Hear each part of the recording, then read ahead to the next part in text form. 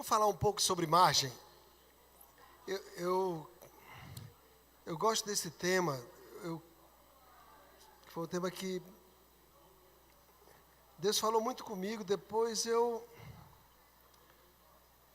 Sobre margem, e depois descobri um livro de um americano que falava sobre margem. Foi muito legal, porque aí eu aprendi outras coisas.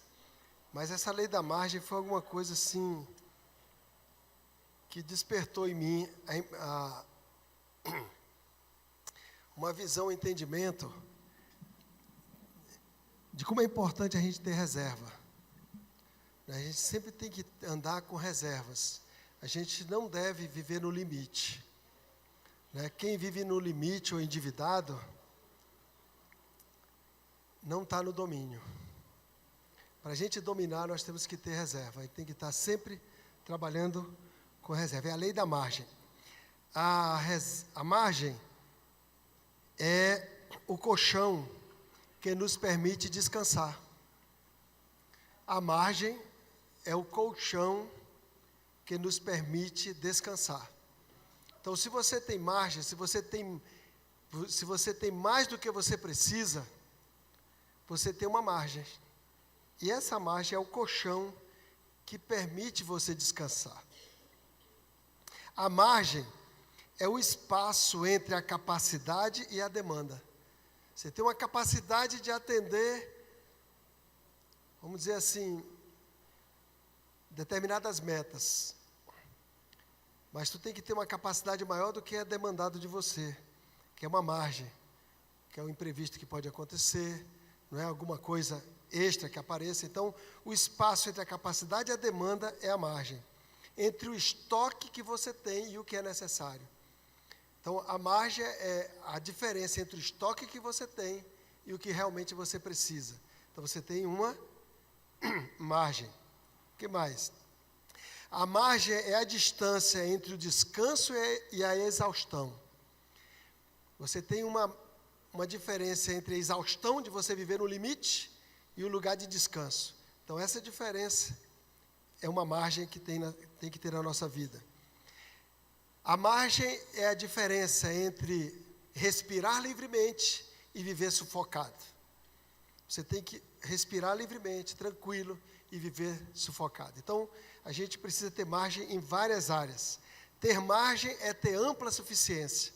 Quando eu falo a palavra ampla suficiência, eu trago aquela expressão que foi traduzida do apóstolo Paulo, quando ele, no 2 Coríntios, capítulo 9, versículo 8, que ele diz que a gente deve ter ampla, que é da vontade de Deus que a gente tenha ampla suficiência. Então, sempre eu vou falar nessa palavra ampla suficiência, é quando você tem uma margem. Além do suficiente, você tem um colchão. Então, é a ampla suficiência. A margem é a disponibilidade para cumprir os propósitos de Deus. Se você só tem para você, você só tem para você. A margem é que permite com que você tenha para investir em outras pessoas, cumprir propósito. Cumprir propósito é abençoar alguém, é servir para alguém. A ausência de margem leva ao esgotamento. Se uma pessoa vive no limite financeiro, no limite da saúde, no limite do tempo, ele vai se esgotar. A ausência de margem leva ao esgotamento. Margem é o oposto da sobrecarga.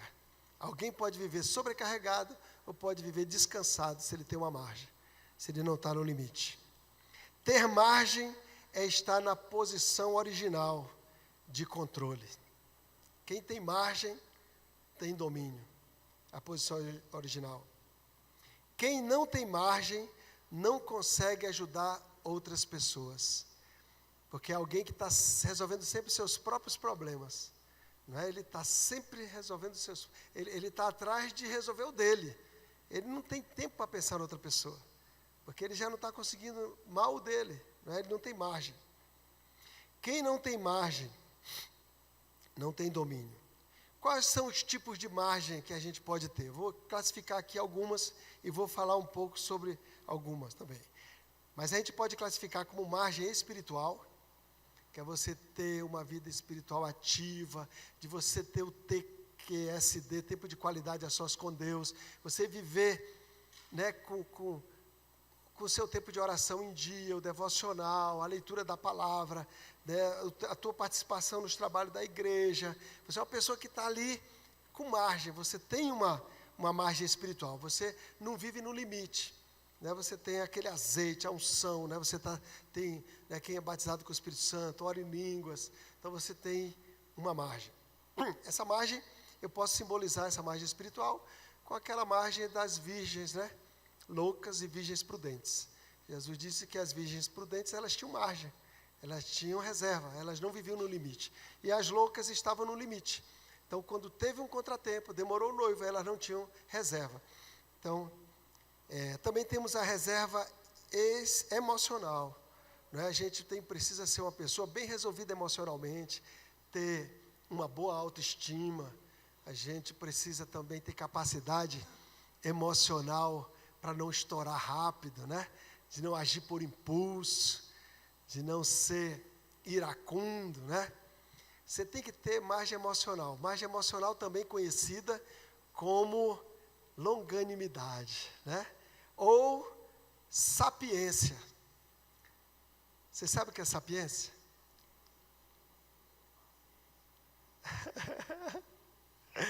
É isso aí, é mais ou menos isso aí. Sapiência é a capacidade da pessoa engolir sapo, né? Você tem a capacidade de engolir sapo, é margem emocional, né? Você aguenta o tranco, a coisa vem, né? Tá ali, aí você engole, né? E vai em frente.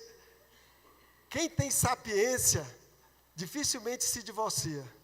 Quem tem sapiência dificilmente se precipita. Você tem capacidade de engolir sapo, você vai, né? Quem fica casado 60 anos, engoliu muito sapo.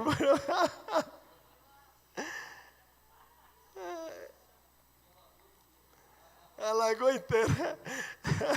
Então, quem tem sociedade tem que saber engolir sapo. Quem vive na igreja, nos ministérios da igreja, que não tem capacidade de margem emocional, não aguenta, logo vai. Porque tem que saber engolir sapo, né?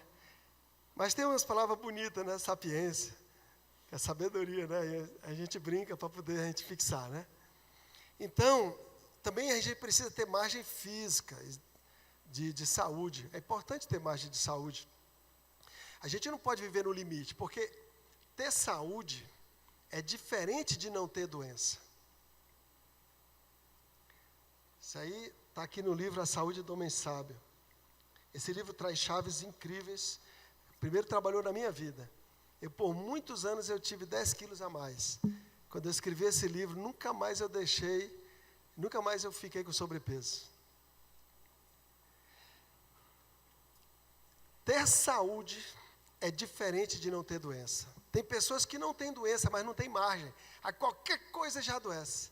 A imunidade está baixa, ele vive, né, Quando a pandemia veio aí, a gente viu a diferença, quem tinha margem e quem não tinha, né? A pandemia, quando pegava alguém sem margem, ela já arrasava aquela pessoa, ele não tinha margem de saúde, né? Ele não podia não ter doença, mas também não tinha saúde. Porque ter saúde precisa ter margem, precisa ter ampla suficiência, né?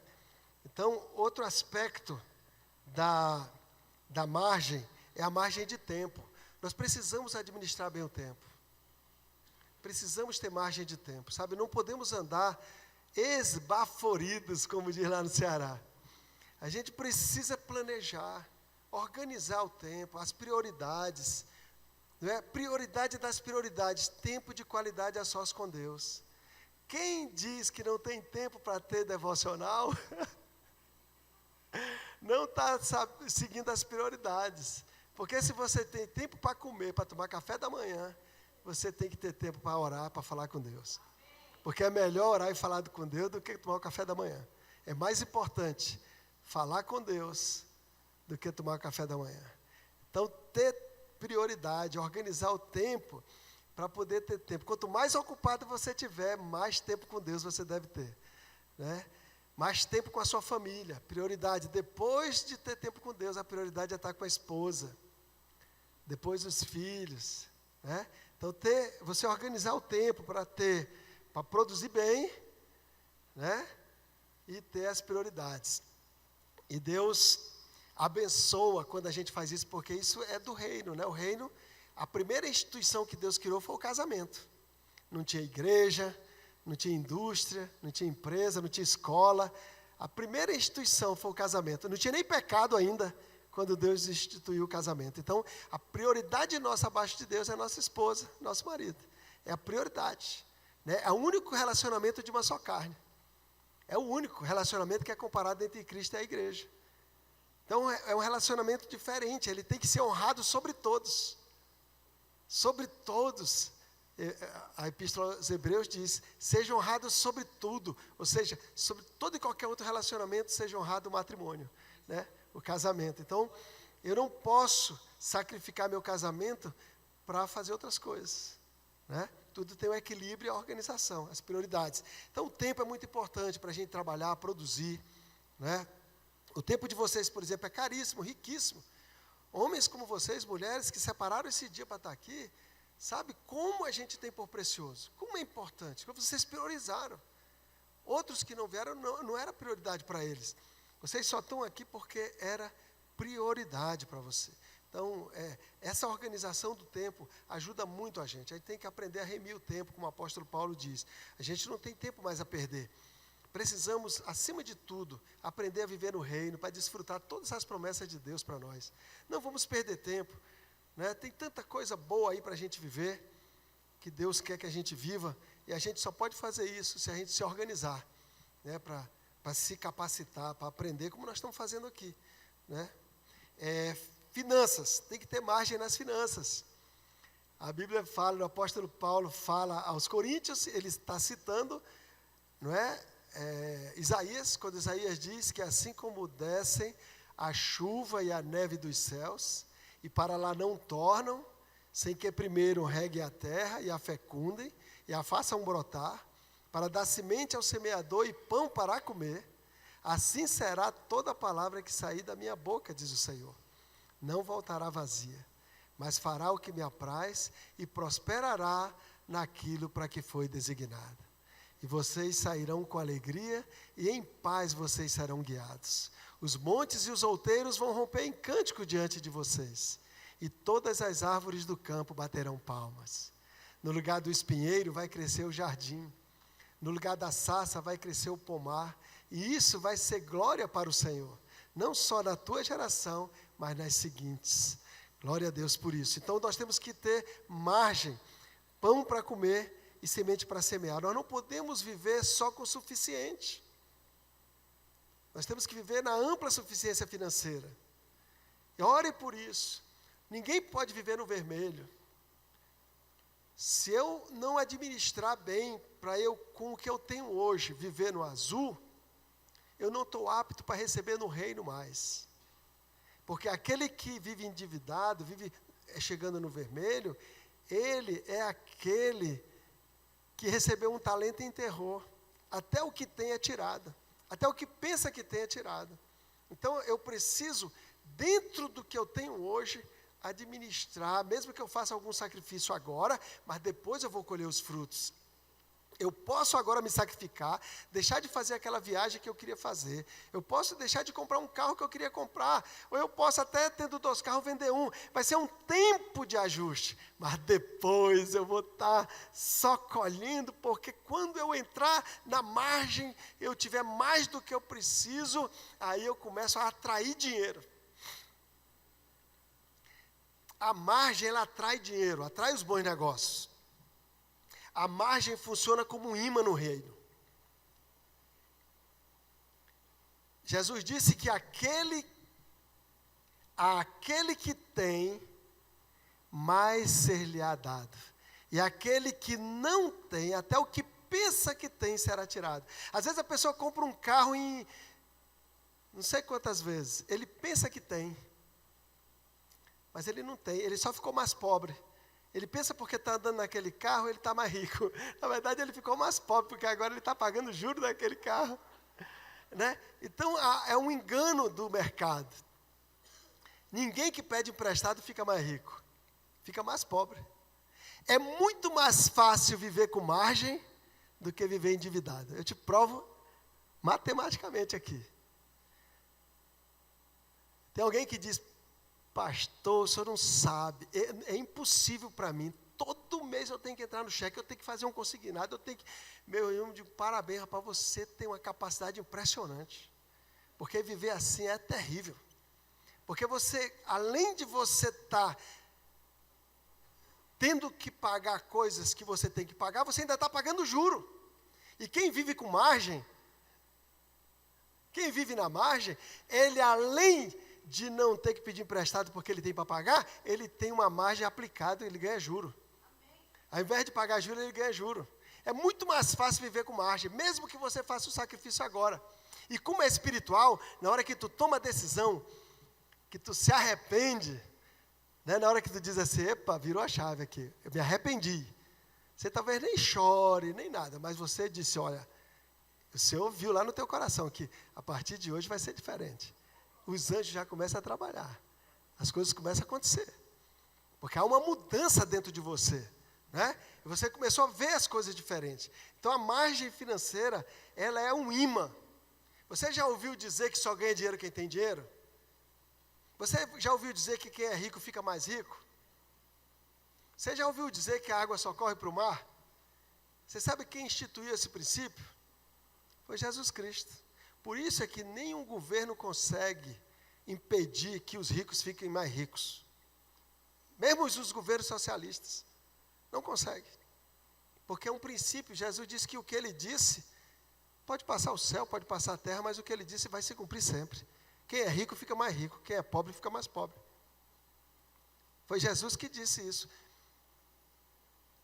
E nem sempre o que parece bom aos nossos olhos é certo no reino. Às vezes a gente pensa que bom seria se todo mundo ganhasse igual, não é? Ah, como seria bom, todo mundo pudesse ter casa, carro, tudo. Mas não é assim que funciona no reino.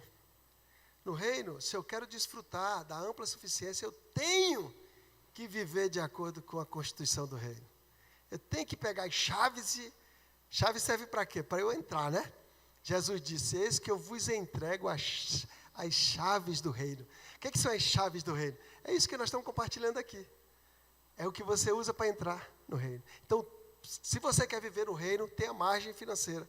Se você quer viver no reino, na parte financeira, tenha margem. E, por fim, a margem de reputação. A gente precisa ter margem de reputação, porque a gente não sabe quando vai precisar. Alguém que tem boa reputação, se ele disser uma palavra, todo mundo acredita. Isso assim, não, o seu fulano disse isso, pronto. Ele tem reputação, ele tem nome. A Bíblia diz que um bom nome vale mais do que muitas riquezas. Né? Se alguém vem falar de uma pessoa que tem um bom nome, a pessoa diz, epa, esse não. Esse você não pode falar não, porque esse eu conheço. Esse tem reputação, esse tem bom nome. Então você também tem que ter margem. A gente não pode dar mau testemunho. Acontece? Pode acontecer, mas tem que se arrepender, a gente tem que chorar, tem que decidir mudar, não pode, sabe, viver assim, que as pessoas dizem, não, esse irmão, o que ele diz não se escreve. Não, Deus o livre, né? Jesus disse que a nossa palavra deve ser sim, sim, não, não. Deve ser assim um propósito da nossa vida. Isso vale mais do que ouro e prata. Muitas vezes você está correndo, passa a vida inteira correndo atrás de ouro e prata. Quando Deus está querendo que você trate a margem de reputação. Como é que você está lidando com as coisas? Será que você está aceitando suborno, aceitando o ganho que é duvidoso? Né? Aquela questão do imposto de renda, se está pagando os impostos direito, não é? Paga suas contas em dia, tudo isso é reputação. Tem poder, atrai dinheiro. Uma pessoa de boa reputação, ele pode até cobrar mais caro. Você diz, eu pago mais caro, mas com esse eu quero fazer, porque esse entrega. Esse ele entrega o que ele diz. Então a gente precisa ter essa margem. Eu gostaria de compartilhar aqui com vocês sobre um personagem bíblico que Jesus citou, que tem muita margem. Foi com esse personagem bíblico que eu entendi a lei da margem. É um samaritano que nós apelidamos ele de bom samaritano. É como se tivesse o mau samaritano e tem o bom samaritano, né? Mas Jesus não disse que ele é bom samaritano. Jesus disse que ele era um samaritano. Ele subia para fazer negócio de Samaria para Jerusalém. E de Jerusalém descia um sacerdote, um escriba. E tinha uma pessoa no caminho entre Jerusalém e Samaria, que era uma pessoa que tinha sido assaltada por uns bandidos e deixaram aquele homem quase morto jogado na estrada. E vieram os escribas, passaram de largo, passaram também sacerdotes de largo, ou seja, passaram direto, não atenderam aquele homem. Aí eu vejo já uma falta de margem de tempo. Talvez aqueles escribas, aqueles sacerdotes, eles tinham um compromisso a cumprir. Só um, né? Um sacerdote, já que está dizendo que não foram vários, foi um. Um sacerdote e um escriba que passou. Um levita, foi um levita, Angélica, não foi nem o sacerdote, era escriba e o levita. Um sacerdote e um levita, agora pronto, agora ficou certo. Estava fora da margem. É. Um levita e um sacerdote, agora ficou certo. Então observem, um levita e um sacerdote, nós estamos falando de margem. Eles eram homens de boa reputação. Eles eram homens, assim, em geral, os fariseus eram respeitadíssimos, pessoas muito sérias. Eles eram hipócritas, porque Jesus disse que eles eram hipócritas, mas eles eram pessoas que a sociedade respeitava muito. Mas eu acho que aqueles homens, quando eles desciam de Jerusalém, eles não tinham margem de tempo para parar, para atender uma pessoa jogada na rua, porque eles tinham agenda. Eles precisavam resolver o que eles tinham que resolver. Eles tinham outras prioridades. Aí eles passaram. Aí veio um samaritano subindo. E o samaritano, ele não tinha boa fama entre os judeus. Acho que é por isso que ele acabou chamando de bom samaritano. Os outros tinham boa fama, passaram direto. Esses não tinham. Aí esse homem, ele vai passando, e a Bíblia diz que ele para atender aquela pessoa que estava jogada lá no chão. Então, o samaritano, ele tinha margem de tempo. Ele era um homem de negócio. Mas ele tinha margem de tempo, ele podia parar. Ele podia ter um imprevisto no meio da estrada e procurar resolver. Então, ele parou. Agora, ele não era só um homem que tinha margem de tempo, mas ele também era um homem que era um homem prudente, porque ele tinha primeiros socorros. A Bíblia diz que ele tinha azeite, vinho para tratar as feridas do homem, que era o remédio daquela época. Mas ele não só era um homem prudente, mas ele tinha margem de saúde. Porque a Bíblia diz que ele colocou aquele homem ferido no seu transporte. E aquele homem foi no transporte, ele foi a pé. Ele podia ir a pé na estrada porque ele tinha margem de saúde, ele não estava no limite. Né? Aí ele chega na hospedaria, e quando ele chega na hospedaria, ele para ali mais um dia para cuidar daquele homem. Ele tinha um homem que ele tinha negócio em Jerusalém, mas ele tinha tempo para fazer aquilo. Aí ele para, e a Bíblia diz que ele pagou a conta na hospedaria. E quando ele foi se despedir, aquele homem que estava machucado ainda não estava recuperado. Aí ele chama, porque aí a agenda dele já chegou no limite, né? Ele já tinha parado ali um dia. Aí ele chama o dono da hospedaria e diz: olha, cuida aqui desse homem para mim. Cuida dele para mim, Primeiro, ele pagou aquela diária, né? Aí disse, agora tu vai cuidar dele para mim. Quando eu voltar, tudo que ele gastar, eu te pagarei. Esse homem, ele tinha margem. Se ele não fosse um homem de ampla suficiência, ele não podia fazer isso. Se ele só tivesse o dinheiro para pagar as contas dele, que ele ia resolver lá em Jerusalém, e fazer as compras, ele não teria feito o que ele fez. Ele tinha margem. Ele não andava no limite. Ele disse, tudo, ele não falou, se ele gastar até X, não. Ele disse, tudo que ele gastar. Pode anotar que quando eu voltar eu pago. E qual a outra margem que ele tinha com aquele dono da hospedaria? Credibilidade, reputação. Aquele homem sabia que quando ele voltasse, ele ia pagar. Então você vê o valor que tem, não é, de você viver com margem. Você não viver no limite. Quem vive no limite, vive estressado.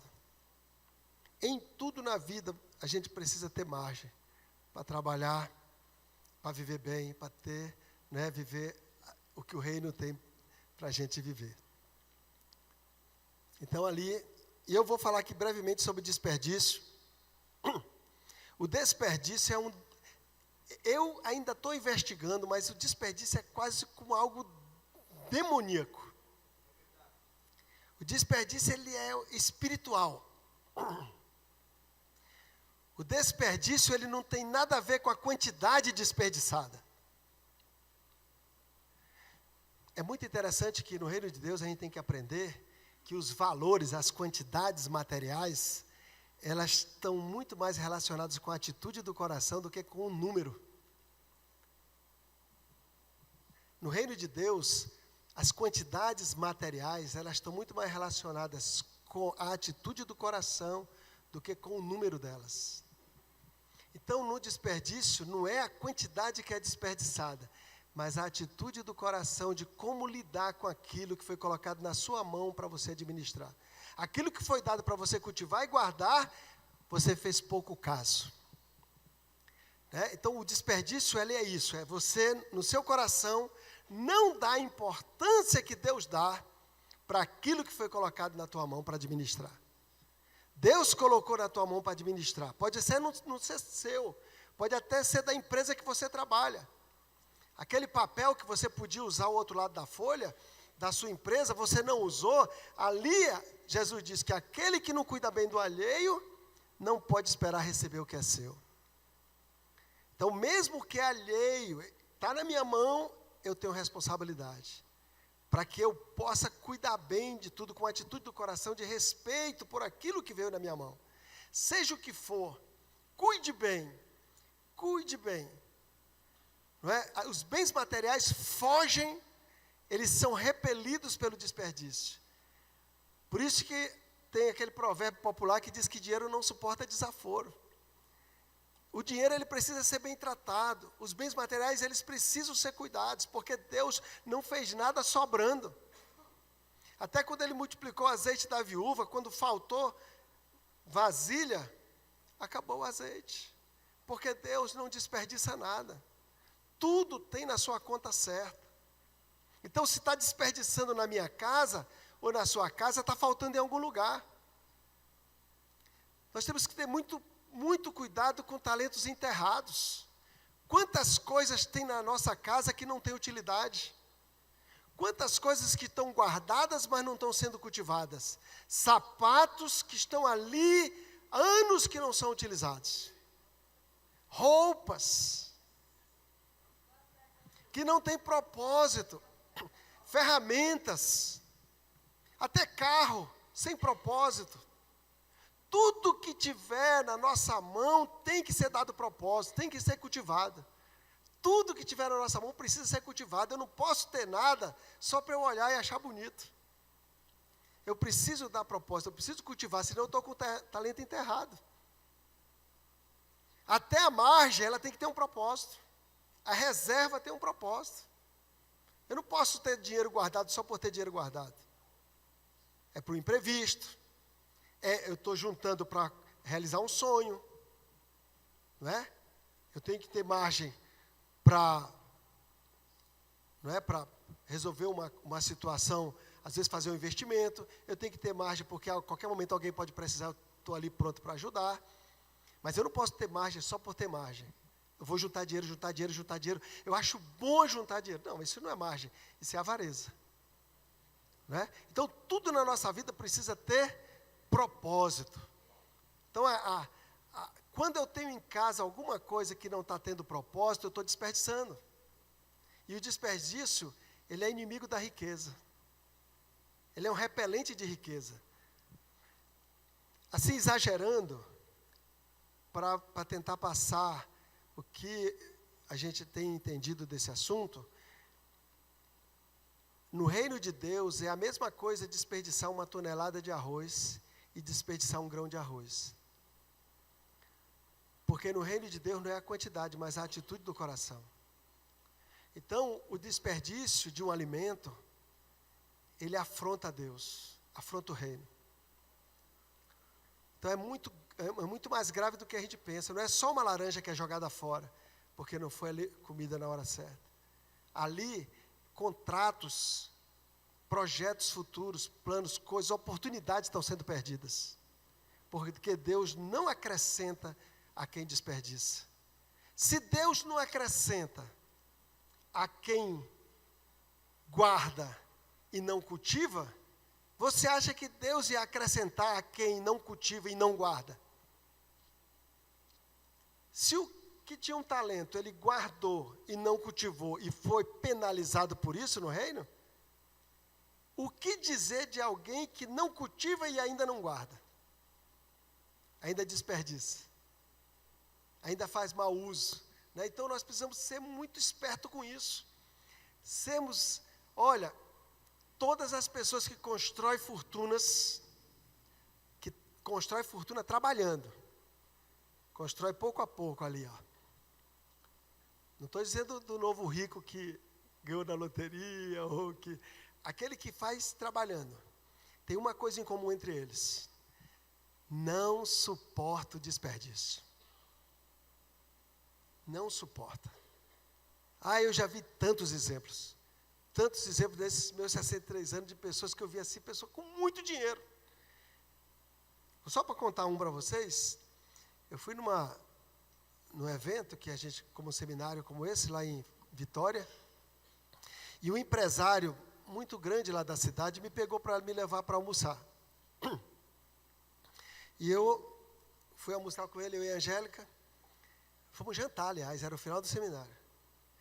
Fomos comer aquela moqueca lá do Espírito Santo, né? Capixaba, né, que chama? Moqueca capixaba. Aí, depois, quando eu saí de lá, ele foi passar em frente à casa dele para mostrar onde ele morava. E quando ele passou, tinha uma luz acesa. E o filho dele tinha saído e tinha deixado a luz acesa. Ele fez o filho dele voltar, ligou para o filho: volte para apagar a luz. Eu fiquei impressionado com aquilo, porque ele tem frigoríficos, o negócio dele é grande, ele tem frigoríficos que deve gastar em 1 segundo o que gasta a casa no mês. Mas ele estava, a atitude dele, apague a luz. Ter luz acesa aonde não é para ter, onde não tem ninguém, é desperdício. A gente tem que andar na luz, mas onde a gente anda. Onde a gente não anda, não tem que ter luz. Né? Aí, às vezes eu falo com a Angélica que ela deixa a luz acesa, ela diz: mas tu não disse que é para andar na luz? Eu digo que é para andar na luz, tá? Você não está andando na luz. Não, mas olha, quem paga academia não vai. Quem paga academia não vai.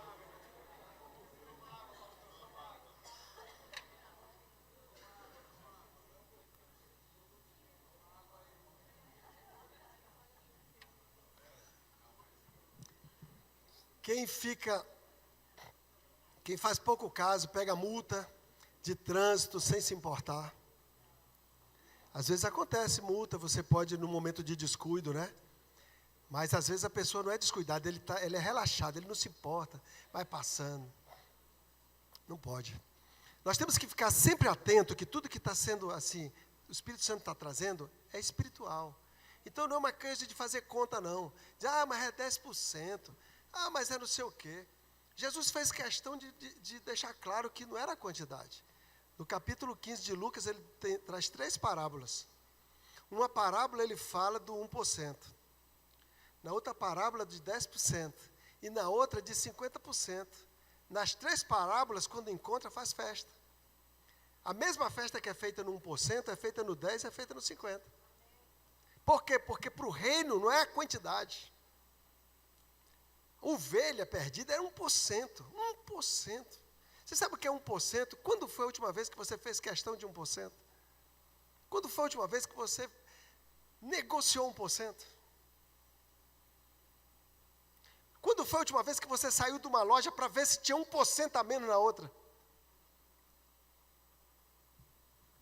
Então é uma cultura. É uma cultura, a gente precisa mudar a mentalidade. Porque às vezes a mentalidade da gente é assim, não, lá em casa tudo é esbanjado, né, tudo é fartura. Se confunde fartura com desperdício. Ter fartura é diferente de desperdício. Você vê que na parábola da multiplicação de pães e peixes, Jesus multiplicou 5 pães e 2 peixinhos.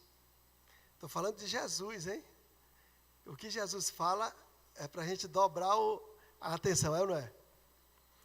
5 pães e 2 peixinhos, ele multiplicou, alimentou 5.000 homens, fora mulheres e crianças, e todos ficaram fartos. Observe a diferença entre fartura e desperdício. Todos ficaram fartos. Quando todos estavam fartos, ele chamou os discípulos e deu uma ordem. Recolham tudo que sobrou. Diga tudo. Olha, eu fui no original. Eu fui atrás porque eu achei a palavra tudo tão radical. Tão radical, tudo, até os farelos, tudo. E é tudo mesmo, até os farelos.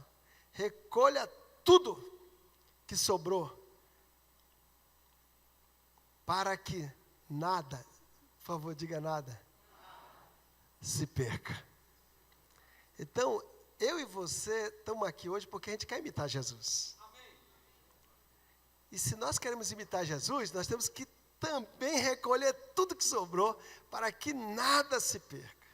Nada, nem uma luzinha elétrica, nada, nem a televisão ligada sem nada. Quando os parentes, os amigos, as pessoas começaram a dizer, os seus empregados, qualquer pessoa que está convivendo contigo começar a dizer que tu está ficando pão duro, ranzinza, mão de vaca, tu pode dizer lá dentro, eu estou começando a ficar bom. Eu estou começando a ficar bom. Porque é assim que dizem de muita gente rica. Muita gente rica é chamada de pão duro. Tem gente que eu já vi empregado dizendo assim, esse meu patrão é muito mão de vaca, miserável, pão duro, cara tem rico, tem fazenda, tem avião, tem isso e aquilo, veio brigar comigo só porque a luz estava acesa. Mas ele só tem porque ele não suporta desperdício. É o contrário. Agora, investir em gente não é desperdício. Nunca vai ser perdido o investimento em pessoas, nem no reino de Deus.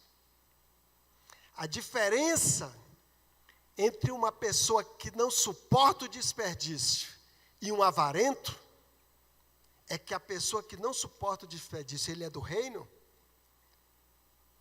ele não suporta ver uma pessoa precisando, ele não estender a mão. Porque as pessoas são a riqueza mais importante que existe no reino. Valem muito mais do que toda a riqueza da terra. Salvar uma vida é salvar o mundo inteiro. Então,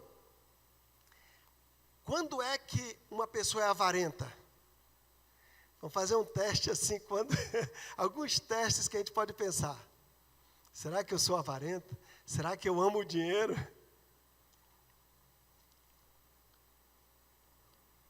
Quem está me dirigindo? É Deus, o Espírito Santo, ou é Mamon? Todas as vezes que eu sacrifico uma amizade por causa de dinheiro, eu estou amando mais o dinheiro do que as pessoas. Todas as vezes que eu fico zangado com alguém, porque tem dinheiro envolvido, e eu fico de mal com aquela pessoa, intrigado, eu estou amando mais o dinheiro do que as pessoas. E se eu estou amando mais o dinheiro do que as pessoas, eu estou amando mais o dinheiro do que a Deus. Porque amar a Deus é amar as pessoas. Eu não posso dizer que eu amo a Deus e não amo meu irmão. Não é? Jesus, ele disse para nós que o primeiro mandamento era amar a Deus sobre todas as coisas. E o segundo, semelhante a esse, é amar ao próximo com a si mesmo. Então nós precisamos, se alguém tiver pedir dinheiro emprestado, você tem que tomar uma decisão. Dizer não se você não pode. Mesmo que aquela pessoa você não agrade. Mas se você emprestar, empreste sem perspectiva de receber. Você empresta e provisiona. Se ele pagar, bem. Se não pagar, bem também. Por quê? Porque uma amizade não pode ser sacrificada por causa de dinheiro. Um relacionamento familiar não pode ser sacrificado por causa de dinheiro. Primeiro as pessoas. O meu sócio me traiu, meu sócio me roubou. Perdoe seu sócio. Abençoe seu sócio. Ligue para ele e diga, você está perdoado. Não adianta, sabe, Deus abençoa mesmo quando a gente age dessa maneira. Se você for chamado para ser fiador, você tem que fazer assim. Você pode ser fiador? Pode. Jesus foi fiador por nós, né? Jesus, ele se tornou fiador e ele pagou a conta. E não cobrou de nós. Né? Ele pagou a conta e não cobrou de nós. Então, quando eu sou fiador, se o meu irmão me pede para eu ser fiador, eu tenho a opção de dizer não, se eu não puder. Agora, eu posso dizer sim. Eu digo sim, sendo fiador, mas daqui dentro do meu coração, se ele não puder cumprir aquele contrato e eu tiver que pagar, está resolvido. Eu não vou brigar com ele. Eu sou co-devedor dele. Eu não vou me importar, eu não vou sacrificar essa amizade por causa de dinheiro. Porque quem me move é Deus, não é o dinheiro. O valor das pessoas é um valor maior. Então, eu tenho que ter muito cuidado quando eu for fiador. Né? Eu estou dando 2 exemplos que eu vivi. Eu vivi para a glória de Deus, esses 2 exemplos. Antes de escrever o livro de finanças, eu vivi. Eu emprestei dinheiro para uma pessoa. Sabe aquela pessoa que você não tem como dizer não? É difícil dizer não. Até a Angélica, que é mais segura, ela disse, não, amor, vamos emprestar. Amor, vamos emprestar. Agora, eu emprestei, e hoje olhando para trás, Deus queria me dar uma experiência, porque era certo que eu não ia receber. Hoje, eu acho que talvez eu não tivesse a maturidade naquela época, mas hoje eu olho, era certo, olha o quadro, ele era um empresário. O cara tinha supermercado, estava cheio de dívida. Se ele veio falar comigo, olha, o constrangimento dele para falar comigo, é muito difícil ele chegar comigo para pedir dinheiro emprestado. É porque já não tinha mais cartão, banco não emprestava, financeiro não emprestava. Ninguém emprestava mais quando ele veio falar comigo. Ele não tinha a menor chance de pagar. Não tinha. Mas eu e a Angélica nos iludimos. Não, eu não tinha o dinheiro. Eu confesso, eu fiz uma coisa que eu jamais faria hoje, com a maturidade que eu tenho. Eu pedi emprestado do banco para emprestar para ele. No meu nome. E aí eu disse, agora tu vai pagar em 10 vezes, que era o prazo que o banco tinha dado para mim. Ele pagou 3 e não pagou o resto. E eu fiquei esperando, e todo mês era debitado em conta.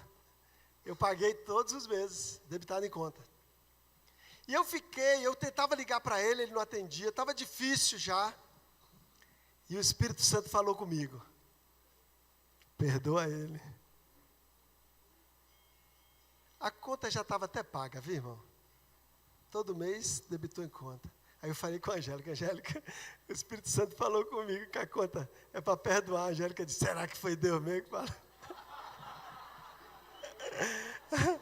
Será? Eu digo: eu creio que sim. Aí, olha só, fui lá, perdoei ele. Eu perdoei tão perdoado, que depois ele se recuperou financeiramente, mas ele nem fala no assunto, porque ele realmente recebeu o perdão. Ele teve uma atitude certa, entendeu?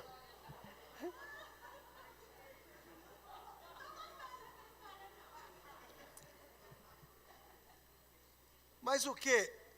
Ele é meu amigo, eu amo ele, ele me ama, nós vamos para o céu junto. E eu tenho certeza que por causa dessa minha atitude, Deus já me abençoou tanto. Tanto. Nunca faltou nada. Gente, vou terminar essa manhã dizendo para você que eu não conheço, pastor Giovanni, ninguém na terra mais rico do que eu e a Angélica. Eu tenho muitos amigos, irmão. Eu já tive em cada casa de te baixar seu queixo, sabe? Mas eu não conheço. Nós temos avião, fazenda, casa de praia, casa na serra, carro de todo jeito, com motorista, sem motorista. Meu irmão, é uma riqueza inigualável. Tudo que essa mulher sonha, parece que é um negócio, Deus tem um negócio com ela. Ela sonha e Deus dá. Tudo. Eu até estou investido para ela sonhar mais, que ela sonha pouco. Agora, está toda essa riqueza, está no nome dos meus irmãos. Está no nome dos meus amigos. Meus amigos é que administram.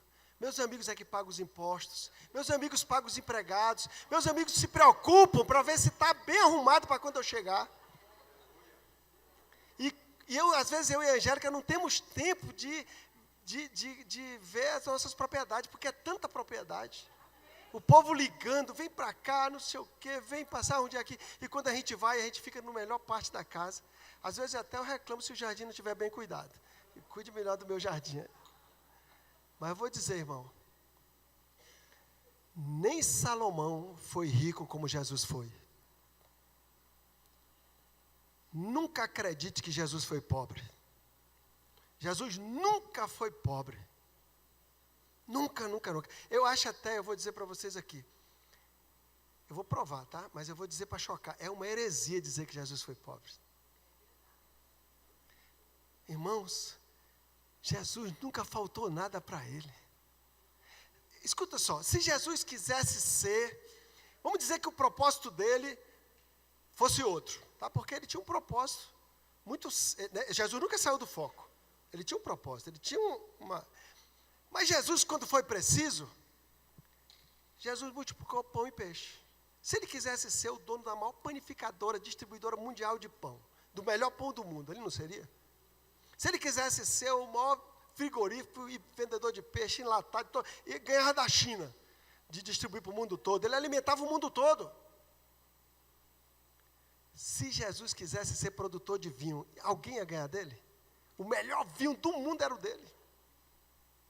Se Jesus quisesse ser banqueiro, ele tirava quantas vezes quisesse dinheiro da boca dos peixes. Ele dava ordem aos peixes para ir para a rede.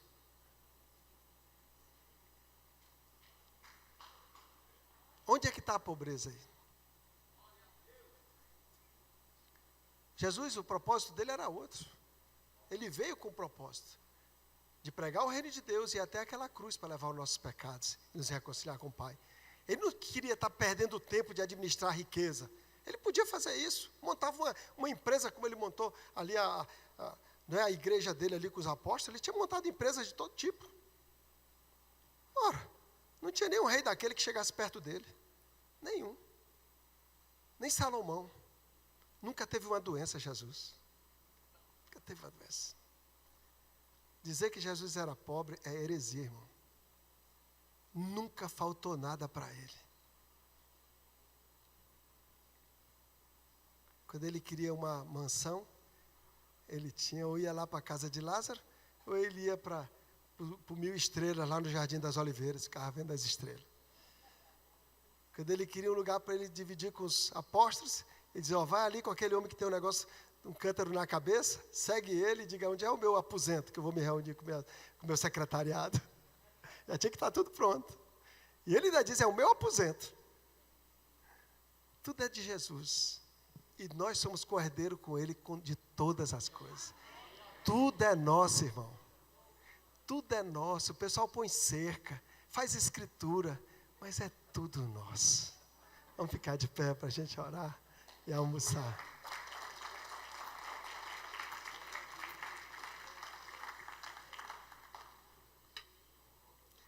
Glória a Deus.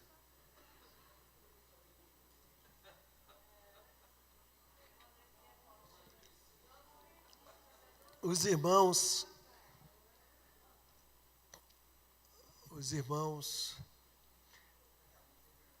têm cuidado bem das suas propriedades, irmão? Você acha que eles estão cuidando bem das suas propriedades? Bom, que é tudo nosso, viu, irmão? Tudo nosso. Essa coisa de a gente querer ter a escritura,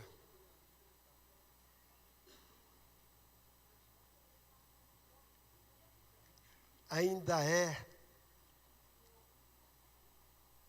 coisa do pecado.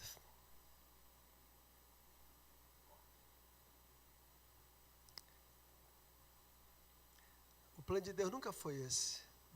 Não era para ninguém ser dono definitivamente das coisas. Tudo é nosso, tudo é do rei. Nós fazemos parte de um reino. No reino, quanto menos você é dono, mais Deus te dá. Você é só mordomo. Você é só um administrador. Tudo que está na tua mão foi Deus que colocou para tu administrar bem e cumprir um propósito. Deus chamou você como chamou Abraão, como me chamou. Eu te farei grande. Eu te farei grande para que em ti e em tua descendência sejam benditas as famílias da terra.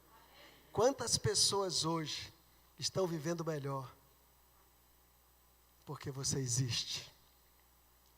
Quantas pessoas hoje estão vivendo melhor porque você existe? Porque você um dia foi gerado no ventre da sua mãe. Isso se chama propósito, razão de viver. Uma pessoa só vai se sentir verdadeiramente plena e feliz quando ela cumpre propósito. Quando a vida dela abençoa alguém. A única bagagem que nós vamos levar para a eternidade é o que nós fizermos por alguém. Jesus disse, pega esse dinheiro de origem iníqua e investe em gente, para que quando você chegar nos tabernáculos eternos, tenha quem te receba. Apocalipse 14:13 diz que quando nós morrermos, nós vamos levar uma bagagem. Uma bagagem. Deus é tão justo que essa bagagem são das boas obras que a gente fizer. Nós não vamos levar bagagem de pecados arrependidos. Olha aqui, ó. O versículo está aí. As suas obras os acompanham.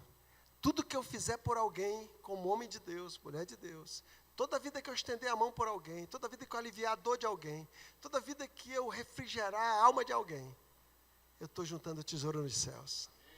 Deus está abençoando. E quando chegar na eternidade, eu quero ter uma comissão de recepção para receber. Né?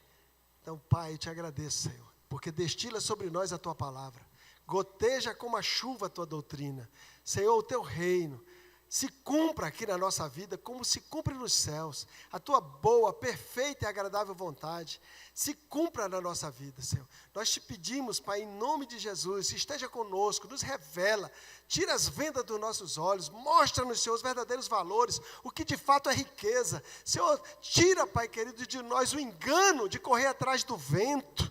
Senhor, ajuda-nos, Pai, a ter a perspectiva certa de viver plenamente tudo que Tu prometeu para a gente viver aqui na terra. Eu te peço, Senhor, seja conosco, nos dando esperança, fé, seja qual for que esteja a situação, seja situação endividada, problema de intriga, que possa haver, Senhor, vem e conserta tudo, traz, Senhor, um refrigério, traz uma mudança, traz arrependimento, muda a nossa mentalidade, põe os Teus anjos para trabalhar em nosso favor. Meu Pai, eu te peço em nome de Jesus, lembra-te de nós, Senhor, aqui nessa igreja aqui, Senhor querido, apostólica da conquista, e que nós separamos esse dia, Senhor, para buscar o Teu reino nessa área financeira. Ajuda-nos, Pai, em nome de Jesus eu te peço, seja conosco, não deixa, Senhor, que a gente volte para casa sem estar transformada a nossa mente, conforme a vontade do Teu Espírito Santo, em nome de Jesus.